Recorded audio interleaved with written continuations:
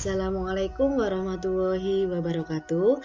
Bertemu lagi dengan saya Sofia Wahyu Purwati, SMP Negeri 1 Kedumpring, Kabupaten Lamongan, calon guru penggerak angkatan 5. Kali ini saya akan membahas tentang aksi nyata saya, modul 1.4, budaya positif.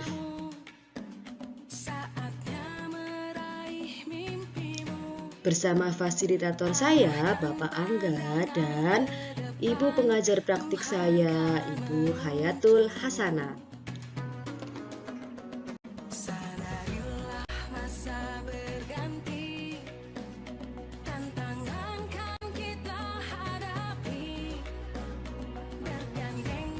Stephen R. Covey mengatakan bahwa bila kita ingin membuat kemajuan perlahan, sedikit-sedikit, ubahlah sikap atau perilaku Anda. Namun, bila kita ingin memperbaiki cara-cara utama, maka kita perlu mengubah kerangka acuan kita. Ubahlah bagaimana Anda melihat dunia, bagaimana Anda berpikir tentang manusia, ubahlah paradigma Anda, skema pemahaman dan penjelasan aspek-aspek tertentu tentang realitas yang akan menghasilkan disiplin, yaitu bisa bertanggung jawab terhadap apa yang dilakukan karena mereka mendasarkan tindakan mereka pada nilai-nilai kebajikan universal. Dian Bosson dalam bukunya Restructuring School Discipline menyatakan ada 3 motivasi perilaku manusia. Yang pertama, untuk menghindari ketidaknyamanan atau hukuman. Ini adalah tingkat terendah dari motivasi perilaku manusia. Biasanya, orang yang motivasi perilakunya untuk menghindari hukuman atau ketidaknyamanan akan bertanya, apa yang akan terjadi apabila saya tidak melakukannya? Sebenarnya, mereka sedang menghindari permasalahan yang mungkin muncul dan berpengaruh pada mereka secara fisik, psikologis, maupun tidak terpenuhinya kebutuhan mereka.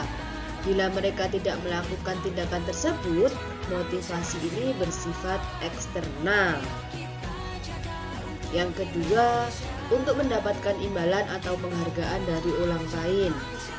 Satu tingkat di atas motivasi yang pertama, di sini orang berperilaku untuk mendapatkan imbalan atau penghargaan dari orang lain. Orang dengan motivasi ini akan bertanya, apa yang akan saya dapatkan apabila saya melakukannya? Mereka melakukan sebuah tindakan untuk mendapatkan pujian dari orang lain yang menurut mereka penting dan mereka letakkan dalam dunia berkualitas mereka. Mereka juga melakukan sesuatu untuk mendapatkan hadiah, pengakuan, atau imbalan. Motivasi ini juga bersifat eksternal. Dan yang terakhir adalah untuk menjadi orang yang mereka inginkan dan menghargai diri sendiri dengan nilai-nilai yang mereka percaya. Orang dengan motivasi ini akan bertanya, akan menjadi orang seperti apa apabila saya melakukannya? Mereka melakukan sesuatu karena nilai-nilai yang mereka yakini dan hargai, dan mereka melakukannya karena mereka ingin menjadi orang yang melakukan nilai-nilai yang mereka yakini tersebut. Ini adalah motivasi yang akan membuat seseorang memiliki disiplin positif karena motivasi berperilakunya bersifat natural atau internal, bukan eksternal. Nah, pada modul ini juga kita diajari tentang dihukum dengan penghargaan, di mana penghargaan baik berupa pujian maupun hadiah atau reward memberikan pengaruh bagi peserta didik. Ada pengaruh jangka panjang dan jangka pendek, kemudian penghargaan tidak efektif, penghargaan merusak hubungan, penghargaan mengurangi ketepatan, penghargaan menurunkan kualitas, penghargaan mematikan kreativitas, kemudian penghargaan menghukum, dan motivasi dalam diri.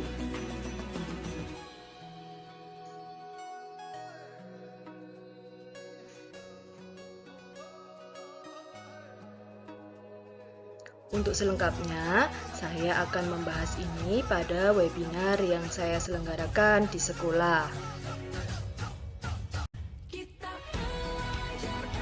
Hukuman adalah tindakan terhadap suatu pelanggaran, umumnya bersifat menyakitkan, tidak nyaman, membuat rasa takut. Contohnya, peraturannya adalah kamu harus titik-titik. Awas kalau tidak lakukan lagi ya. Kemudian yang kedua, konsekuensi adalah akibat dari suatu perbuatan, umumnya membuat tidak nyaman. Contoh, apa peraturannya? Mampukah kamu melakukannya? Terima kasih. Dan yang terakhir adalah restitusi, yaitu proses menciptakan kondisi bagi murid untuk memperbaiki kesalahan mereka, sehingga mereka bisa kembali pada kelompok mereka dengan karakter yang lebih kuat. Menurut Gosen pada tahun 2004, restitusi juga merupakan proses kolaboratif yang mengajarkan murid untuk mencari solusi untuk masalah mereka dan membantu murid berpikir tentang orang seperti apa yang mereka inginkan dan bagaimana mereka harus memperlakukan orang lain. Menurut Kolsem dalam Glosen tahun 1996.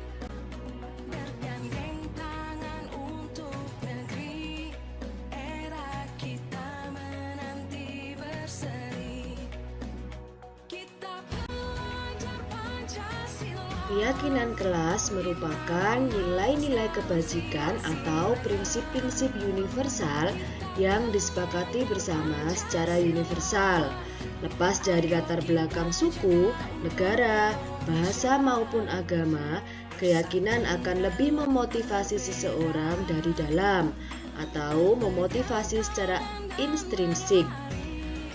Seseorang akan lebih tergerak dan bersemangat untuk menjalankan keyakinannya daripada hanya sekedar mengikuti serangkaian peraturan. Nah, berikut adalah praktik keyakinan kelas yang saya lakukan di SMP Negeri 1 Kedung Pring.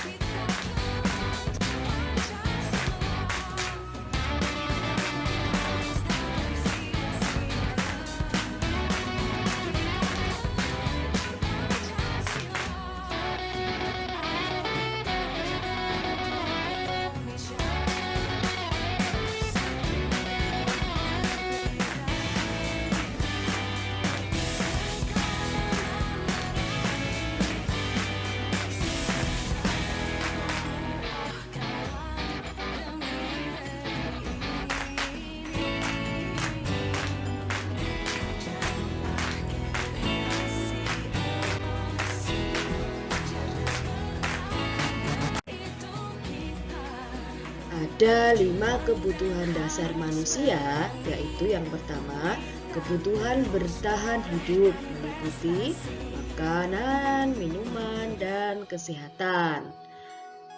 Yang kedua, kasih sayang dan rasa diterima atau kebutuhan untuk diterima, yaitu berhubungan dengan faktor psikologis.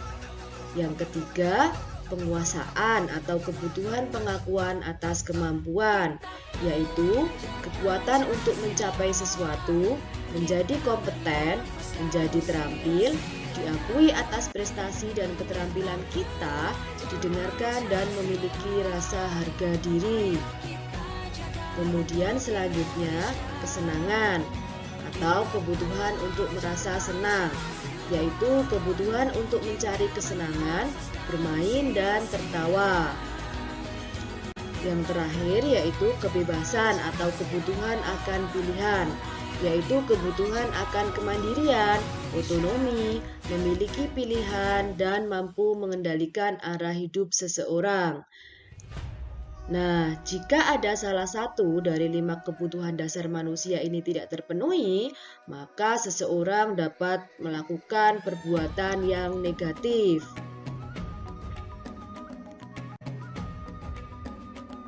Selanjutnya ada 5 posisi kontrol. Yang pertama adalah penghukum. Seorang penghukum bisa menggunakan hukuman fisik maupun verbal. Orang-orang yang menjalankan posisi penghukum senantiasa mengatakan bahwa sekolah memerlukan sistem atau alat yang dapat lebih menekan murid-murid lebih dalam lagi. Guru-guru yang menerapkan posisi penghukum akan berkata, "Patuhi aturan saya," atau "awas." Yang kedua adalah pembuat merasa bersalah. Pada posisi ini biasanya guru akan bersuara lebih lembut. Pembuat rasa bersalah akan menggunakan keheningan yang membuat orang lain merasa tidak nyaman, bersalah, atau rendah diri. Kata-kata yang keluar dengan lembut akan seperti, "Ibu sangat kecewa sekali dengan kamu." Yang ketiga adalah teman. Guru pada posisi ini tidak akan menyakiti murid, namun akan tetap berupaya mengontrol murid melalui persuasi. Posisi teman pada guru bisa negatif atau positif. Positif di sini berupa hubungan baik yang terjalin antara guru dan murid. Guru di posisi teman menggunakan hubungan baik dan humor untuk mempengaruhi seseorang. Mereka akan berkata, "Ayo bantulah demi Bapak ya. Ayo, ingat tidak bantuan Bapak selama ini?" Posisi kontrol yang keempat adalah pemantau. Memantau berarti mengawasi. Pada saat kita mengawasi, kita bertanggung jawab atas perilaku orang-orang yang kita awasi. Posisi pemantau berdasarkan pada peraturan dan konsekuensi. Dengan menggunakan sanksi atau konsekuensi, kita dapat memisahkan hubungan pribadi kita dengan murid. Sebagai seseorang yang menjalankan posisi pemantau, pertanyaan yang diajukan seseorang pemantau adalah, "Peraturannya apa? Apa yang telah kamu lakukan?" Dan posisi kontrol yang terakhir adalah manajer. Posisi di mana guru berbuat sesuatu bersama dengan murid, mempersilahkan murid bertanggung jawab atas perilakunya, mendukung murid agar dapat menemukan solusi atas permasalahannya sendiri. Contoh kata-katanya adalah, "Apa yang bisa kita yakini? Apa kamu meyakininya?" Selanjutnya kita akan membahas tentang restitusi, di mana restitusi membantu murid menjadi lebih memiliki tujuan, disiplin positif, dan memulihkan dirinya setelah berbuat salah. Penekanannya bukanlah pada bagaimana mereka berperilaku untuk menyenangkan orang lain atau menghindari ketidaknyamanan, namun tujuannya adalah menjadi orang yang menghargai nilai-nilai kebajikan yang mereka percayai. Sebelumnya kita telah belajar tentang teori kontrol bahwa pada dasarnya kita memiliki motivasi intrinsik. Melalui restitusi, ketika murid berbuat salah, guru akan menanggapi dengan cara yang memungkinkan murid untuk membuat evaluasi internal tentang apa yang dapat mereka lakukan untuk memperbaiki kesalahan mereka dan mendapatkan kembali harga dirinya. Restitusi menguntungkan korban, tetapi juga menguntungkan orang yang telah berbuat salah. Ini sesuai dengan prinsip dari teori kontrol William Glasser tentang solusi menang-menang. Ada peluang luar biasa bagi murid untuk bertumbuh ketika mereka melakukan kesalahan. Bukankah pada hakikatnya begitulah cara kita belajar? Murid perlu bertanggung jawab atas perilaku yang mereka pilih, namun mereka juga dapat memilih untuk belajar dari pengalaman dan membuat pilihan yang lebih baik di waktu yang akan datang.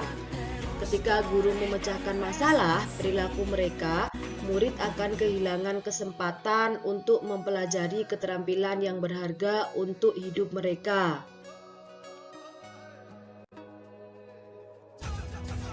Nah, kita akan membahas tentang segitiga restitusi, di mana tahap pertama adalah menstabilkan identitas.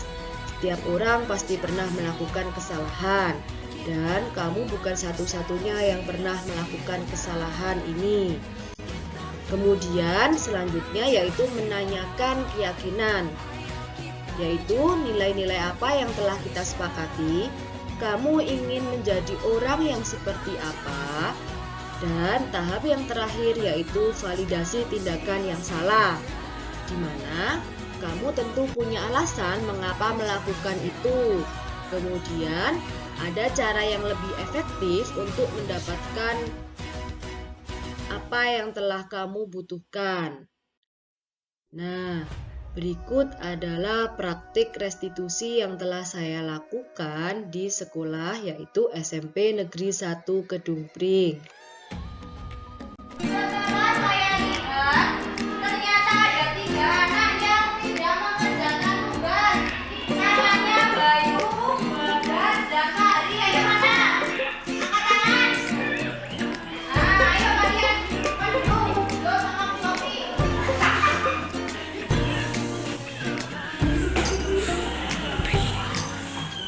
Ayo.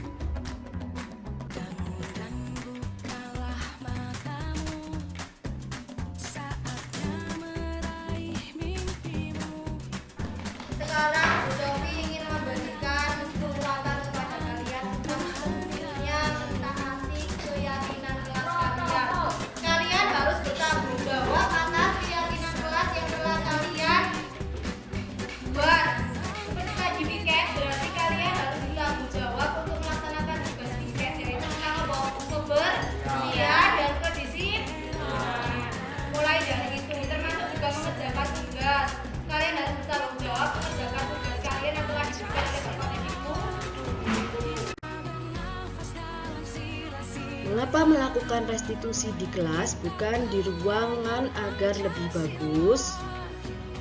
Nah, setelah saya kemarin melakukan praktik keyakinan kelas, kemudian saya melakukan praktik restitusi di kelas.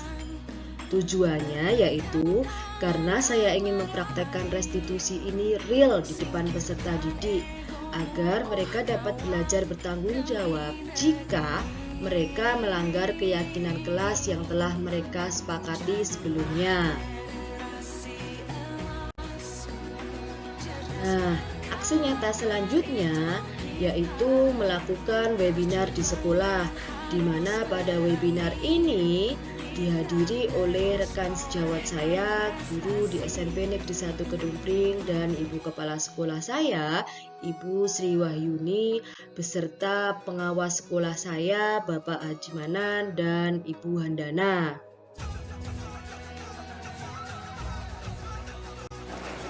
Assalamualaikum warahmatullahi wabarakatuh. Bismillahirrahmanirrahim. Wassalatu wassalamu ala sayyidina Muhammadin wa ala alihi wa sahbihi ajmain, amma ba'du. Pada yang terhormat untuk para sekolah SMP Negeri 1 Kedungpring, Ibu Sri Wahyuni beserta Bapak dan Ibu guru serta staf karyawan SMP Negeri 1 Kedungpring yang saya hormati. Pertama-tama marilah kita panjatkan puji syukur kehadirat Allah Subhanahu wa taala karena berkat limpahan rahmat-Nya kita semua pada hari ini dapat hadir di SMP Negeri 1 Kedungpring ini dalam keadaan sehat walafiat. Kedua kalinya selawat serta salam semoga tercurahkan kepada junjungan kita Nabi besar Muhammad SAW. Karena berkat beliaulah kita semua dapat mengetahui mana yang hak dan mana yang batil, yaitu dengan ajaran dinul Islam. Ketiga kalinya, di sini saya sangat berterima kasih kepada Bapak dan Ibu guru SMP Negeri 1 Kedungpring yang mana telah sudi meluangkan waktunya untuk mendengarkan presentasi kami dalam aksi nyata 1.4 budaya positif pendidikan guru penggerak.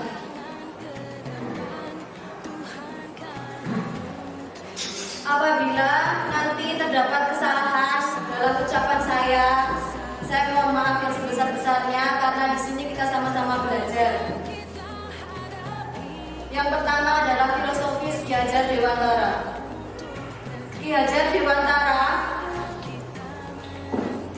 mengibaratkan seorang pendidik itu seperti tukang kebun atau petani.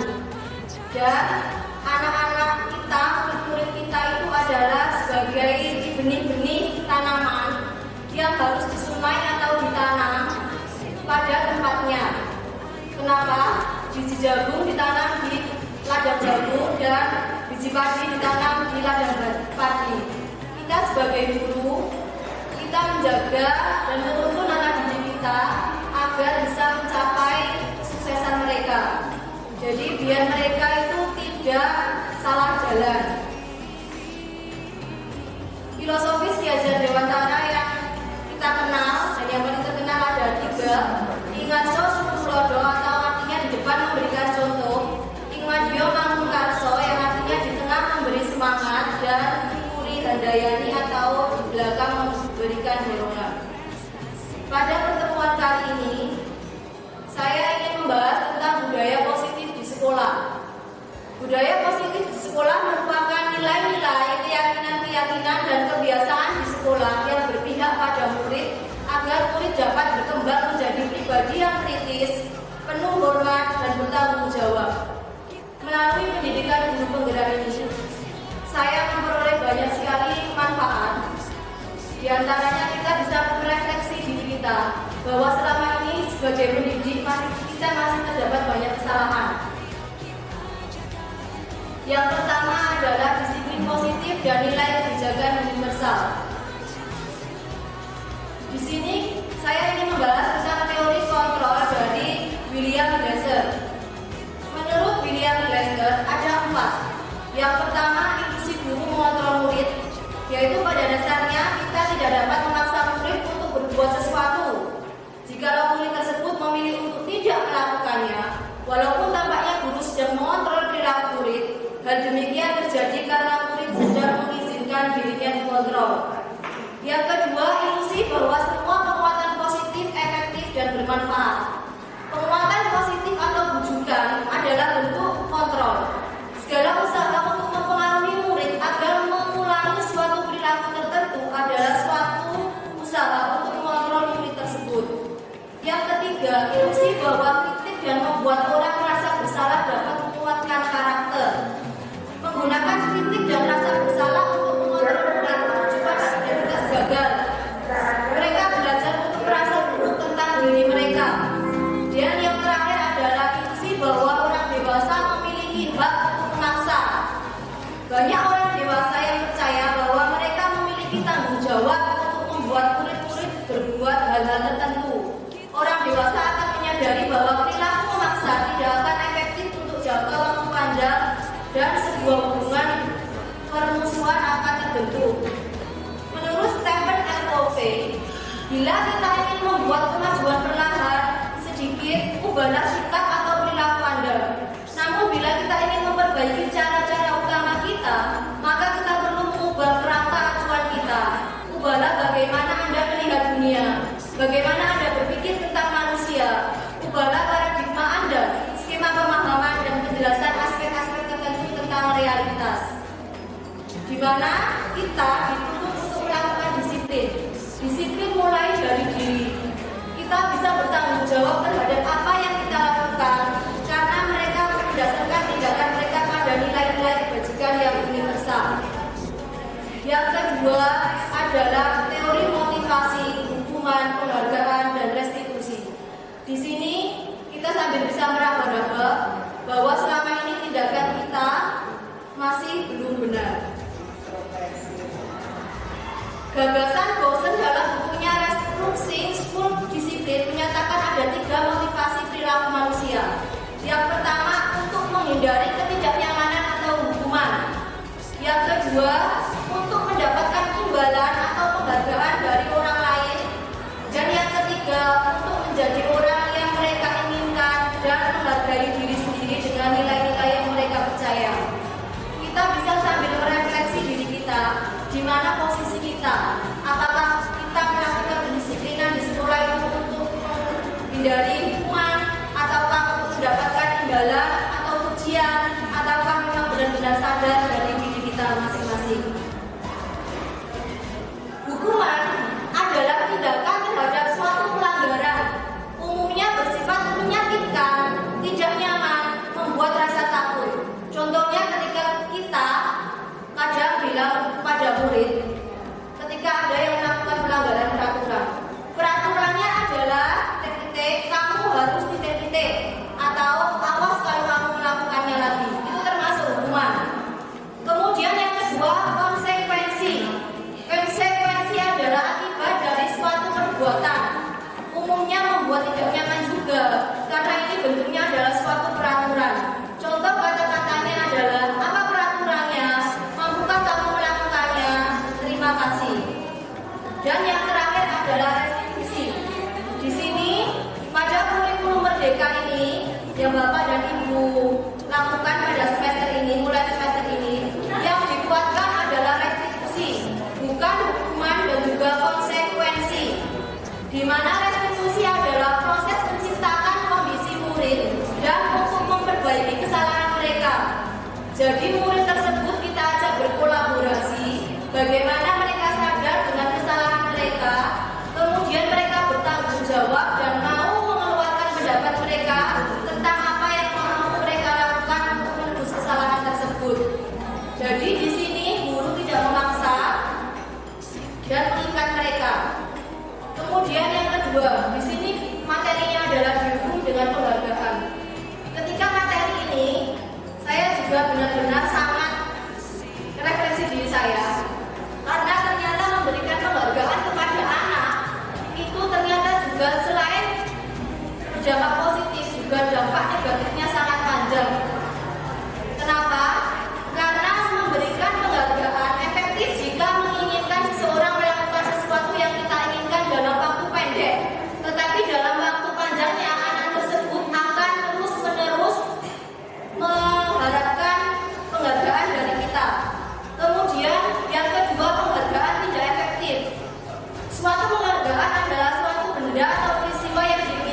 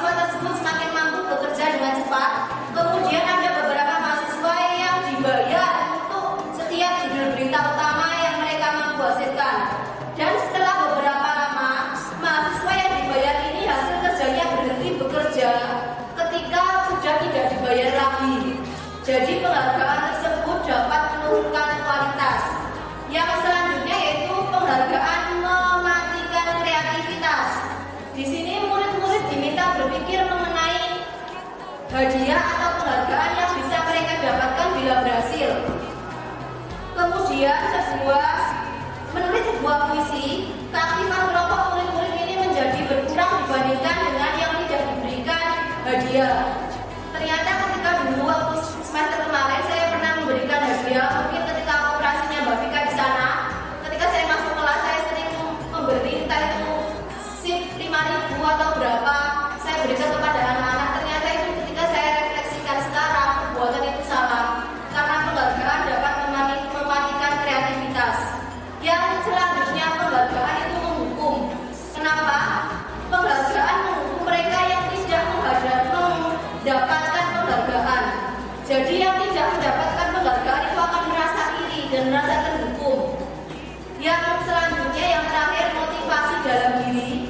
Saat seorang anak belajar untuk pertama kali menggunakan huruf-huruf dan kata-kata serta menyadari bahwa dapat membaca, timbul pijar di matanya dan sebuah senyuman di wajahnya. Anak tersebut begitu gembira bahwa ia telah mempelajari hal baru. Tetapi ketika ibu memujinya, ibu berkata, bagusnya ibu bangga sekali padamu, tapi itu ternyata salah. Mereka itu akan mematikan karakter mereka. Kemudian selanjutnya keyakinan kelas. Mengapa kita harus berubah peraturan kelas menjadi keyakinan kelas?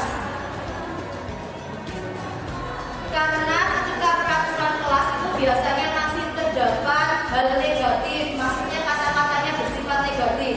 Biasanya dilarang terlambat, dilarang membuang sampah pada tempatnya. Nah, ketika kita di kurikulum merdeka ini kita belajar mengubah kalimat negatif tersebut menjadi kalimat positif. Misalnya, dilarang membuang sampah sembarangan. Kita ubah menjadi kalimat positif, disiplin diri.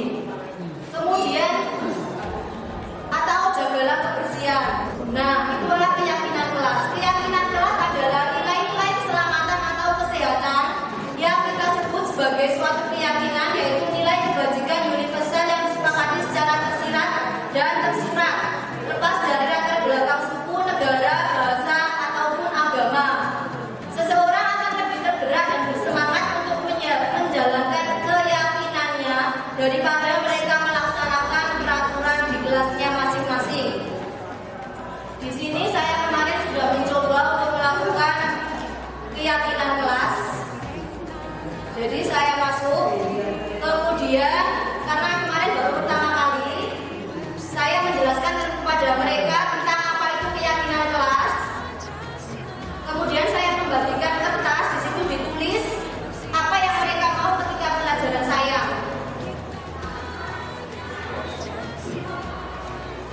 Tapi ternyata hasilnya mereka masih menuliskan kata-kata yang negatif. Misalnya dilarang bermain HP saat pelajaran, dilarang membuang sampah pada tempatnya, seperti itu. Kemudian mereka ini saya minta setelah melakukan itu saya suruh menempel di dinding satu persatu dari mereka. Ini kemarin videonya maaf tidak terekam. Jadi ini video yang patah-patah, tapi ini sudah membackup dari awal sampai akhir. Setelah mereka menempelkan keyakinan menurut mereka semuanya, di sini tugas guru adalah sebagai fasilitator, menuntun mereka membuat keyakinan kelas yang benar, mengubah kata-kata yang negatif menjadi kata-kata yang positif dan menyemangati mereka menjadi lebih baik.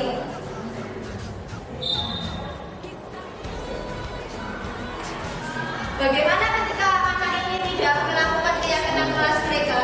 Nanti akan kita bahas setelah ini. Karena kata-katanya berbentuk positif dan tidak ada hukuman. Ini saya sedang melakukan checking, melihat mengelompokkan mana yang sama. Kemudian saya jadikan 7.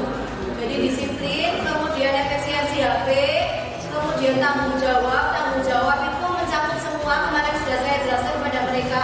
Tanggung jawab piket, kemudian tanggung jawab mengerjakan tugas itu termasuk tanggung jawab.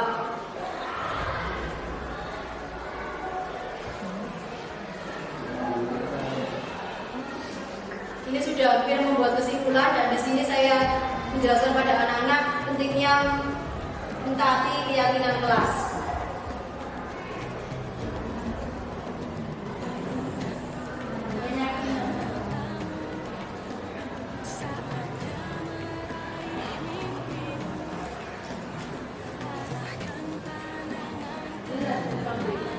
Keyakinan kelas.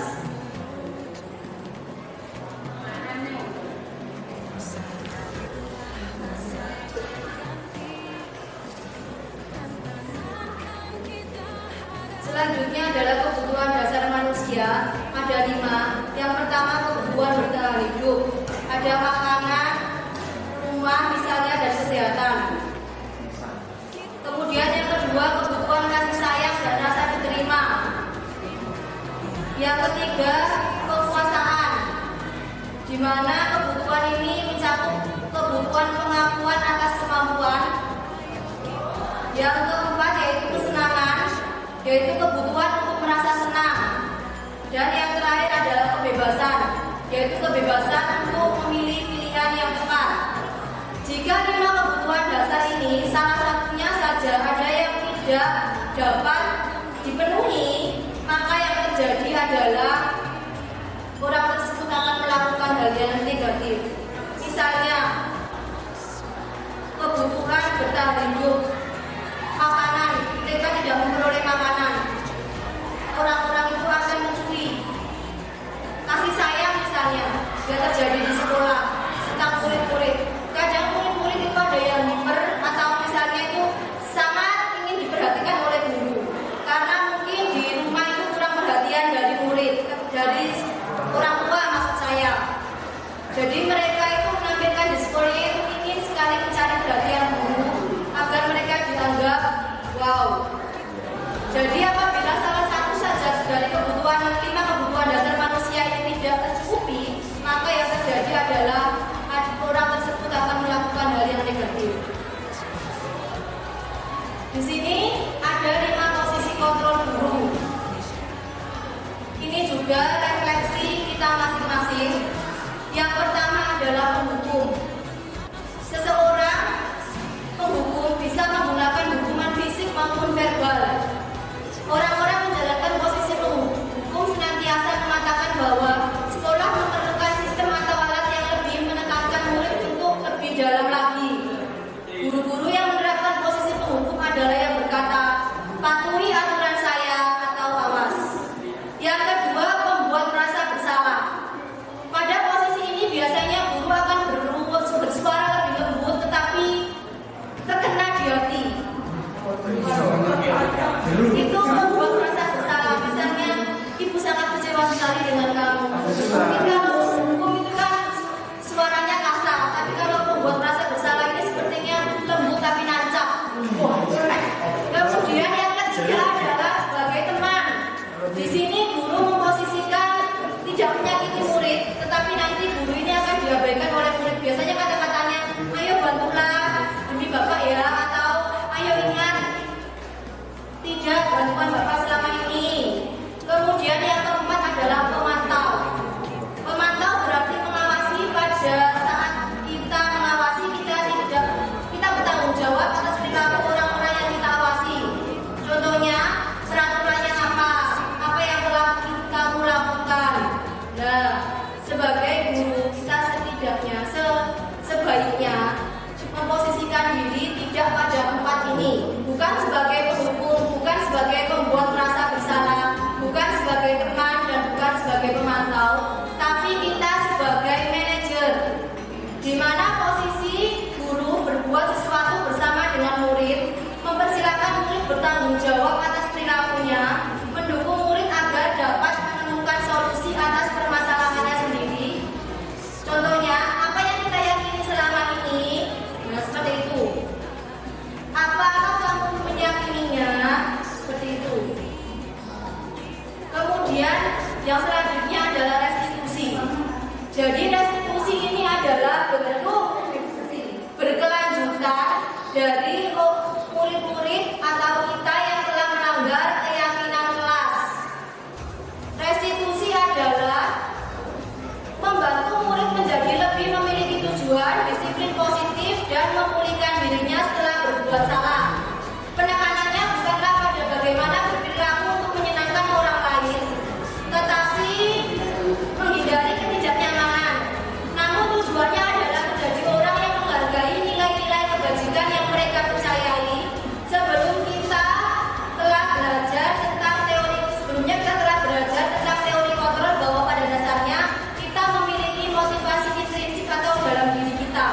Melalui restitusi, ketika murid berbuat salah, guru akan menanggapi dengan cara yang memungkinkan murid untuk membuat evaluasi internal tentang apa yang dapat mereka lakukan untuk memperbaiki kesalahan mereka dan mendapatkan kembali harga dirinya. Restitusi menguntungkan korban, tetapi juga menguntungkan orang yang telah berbuat salah. Ini sesuai dengan prinsip dari teori kontrol William Glasser tentang solusi menang-menang. Ada peluang luar biasa bagi murid untuk bertumbuh ketika mereka melakukan kesalahan. Bukankah pada hakikatnya begitulah cara kita belajar? Murid perlu bertanggung jawab atas perilaku yang mereka pilih, namun mereka juga dapat memilih untuk belajar dari pengalaman dan membuat pilihan lebih baik di waktu yang akan datang. Ketika guru memecahkan masalah perilaku mereka, murid akan kehilangan kesempatan untuk mempelajari keterampilan berharga untuk hidup mereka. Selamat datang Bapak Manan. Monggo Pak, pinarak niki napa ten Bu? Presentasikan aksi nyata saya pada pendidikan guru penggerak modul 1.4 tentang budaya positif, Pak. Di sini saya sampai di segitiga restitusi, di mana restitusi itu adalah kegiatan yang kita lakukan ketika ada anak atau peserta didik atau murid kita yang telah melanggar kesepakatan keyakinan kelas, maksud saya. Jadi ketika tadi saya jelaskan, keyakinan kelas itu adalah apa yang diyakini baik oleh siswa atau murid kita. Jadi pada keyakinan kelas tadi saya jelaskan bahwa yang kita tanamkan adalah hal-hal yang positif, Bapak. Tidak ada yang negatif. Jadi apabila tiba-tiba ada anak tersebut menyimpang dari hal positif, maka yang kita lakukan adalah melakukan 3 tahap segitiga restitusi ini. Mulai dari menstabilkan identitas, di mana yang kita perdalam adalah setiap orang itu pasti mempunyai kesalahan, dan tidak hanya mereka saja atau murid kita saja yang melakukan kesalahan tersebut. Ada banyak juga di luar sana yang melakukan kesalahan seperti mereka. Nanti saya setelah ini akan praktek segitiga restitusi bersama anak. Kemarin saya praktekkan di dalam kelas sengaja, tidak di kantor, karena saya ingin mempraktekkan pada mereka. Masalahnya simple, hanya karena mereka simpelnya itu maksudnya kita sering temui di kelas ketika mereka tidak mengerjakan tugas. Tidak mengerjakan tugas itu merupakan melanggar keyakinan kelas bertanggung jawab dan disiplin. Jadi apa yang saya lakukan ketika anak tersebut tidak disiplin dengan tidak mengerjakan tugas, nanti setelah ini akan saya tampilkan videonya. Setelah menstabilkan identitas, menggali dan memberikan bimbingan pada mereka bahwa bukan hanya mereka yang melakukan kesalahan, Bu Sofi juga pernah melakukan kesalahan, dan orang lain juga ada yang melakukan kesalahan. Kemudian kita mulai menggali lagi, menanyakan keyakinan. Di sini kita sebagai guru hendaknya mengingatkan kembali nilai-nilai apa saja yang telah kita sepakati sebelumnya, atau keyakinan kelas apa saja yang sudah kita sepakati sebelumnya. Kemudian kamu ingin menjadi orang yang seperti apa sih? Menanyai pada anak-anak tersebut seperti itu. Setelah kita menanyakan dan ngobrol dengan mereka, kemudian tindakan selanjutnya adalah validasi tindakan yang salah. Jadi setelah kita tahu apa penyebabnya, kemudian memberikan penguatan pada mereka, kamu nggak sendirian kok. Semua orang pernah melakukan kesalahan dan kita bisa memperbaikinya seperti itu. Saat itu ibu yakin kamu punya alasan mengapa melakukan ini. Kemudian kita menuntun anak tersebut untuk mengarahkan menjadi yang lebih baik dengan cara bertanya pada mereka, kira-kira apa sih yang efektif atau cara yang efektif agar kalian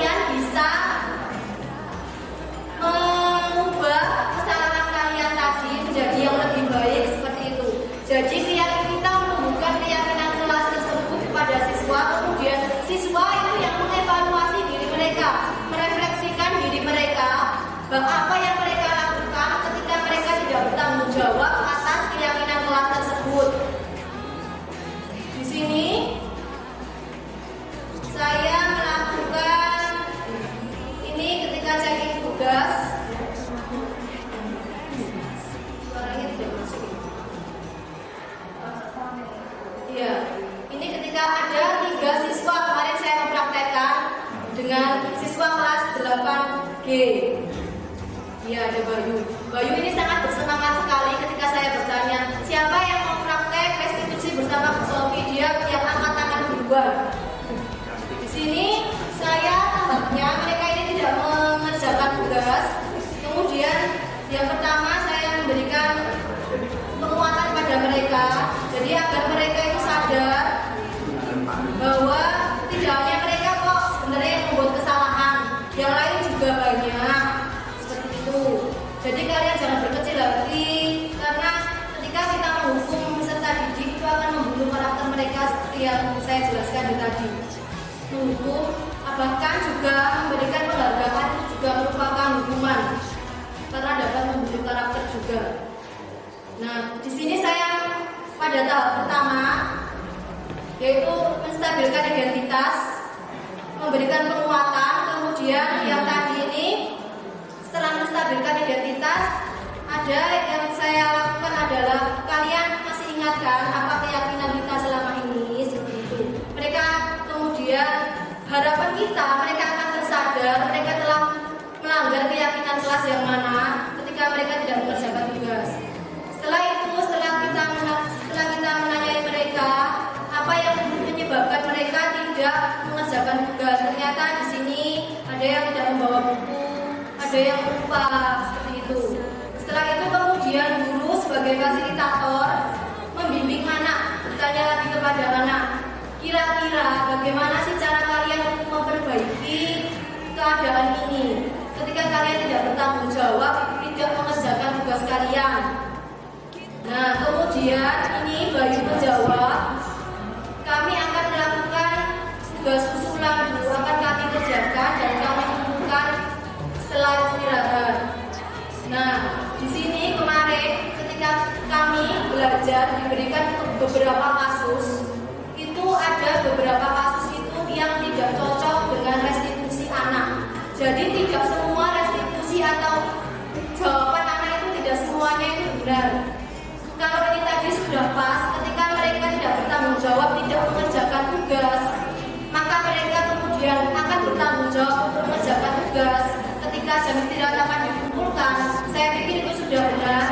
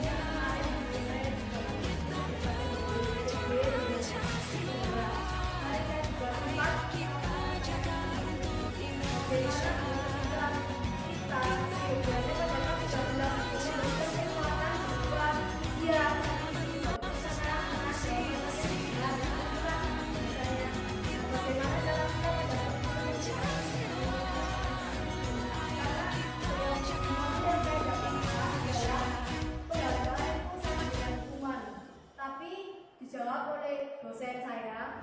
Sekarang cara menjawab itu elaborasi antara guru dengan siswa. Jadi ketika ada misalnya siswa berhasil menjawab, guru akan berterima kasih. Terima kasih Tias sudah menjawab pertanyaan dari kelompok A. Nah, bagaimana teman-teman yang lain, apakah setuju? Seperti itu. Jadi kita melakukan elaborasi, bukan memberikan pujian misalnya bagus semuanya, jawaban Tia benar, pas ya dia permen, seperti itu. Itu kalau di guru pendidikan salah buku dengan penghargaan, karena dampaknya adalah jangka pendek bukan jangka panjang. Jadi kita berterima kasih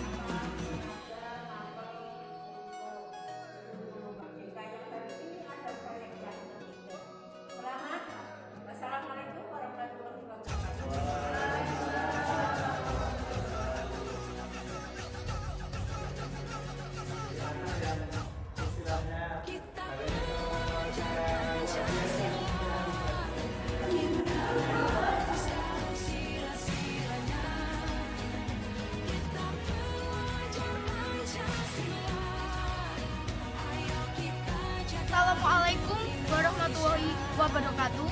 Perkenalkan, saya Anggreni Septi Rahmadani dari kelas 8C.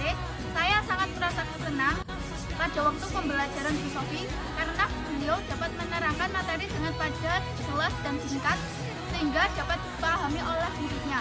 Dan juga beliau menggunakan aplikasi Trends dan Hit untuk pembelajaran. Sekian dari saya. Wassalamualaikum warahmatullahi wabarakatuh. Demikian aksi nyata yang saya lakukan pada modul 1.4. Sampai bertemu pada aksi nyata berikutnya. Terima kasih dan salam guru penggerak. Wassalamualaikum warahmatullahi wabarakatuh.